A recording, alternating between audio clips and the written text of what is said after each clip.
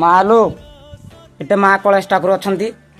ଆଉ ଯେ ମା ହିଙ୍ଗୁଳା ଯେ ମା କାଳୀ ଶୁଣ କାହିଁକିନା ସମସ୍ତଙ୍କୁ କହୁଛି ଶୁଣ କାହିଁକିନା ମୋ ମାମୁଁକୁ ନେଇଗଲ ଆଜି ଦେଖୁଥିବ ତମ ମାନେ ସାମ୍ନାରେ କାହିଁକି ନେଇଗଲ କିଛି ଦିନ ହେଇଛି ନେଇଗଲ କ'ଣ କରିବା କାହିଁକିନା ଦୁଃଖ ତ ଲାଗୁଛି।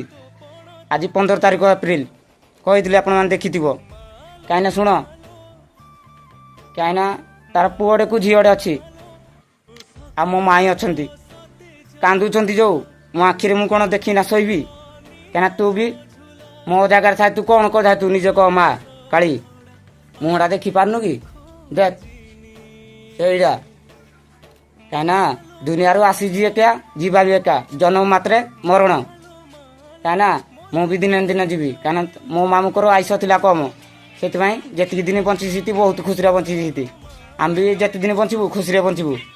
ଜୟ ମା କାଳୀ କାଲଠୁ ନୂଆ ଷ୍ଟାର୍ଟ।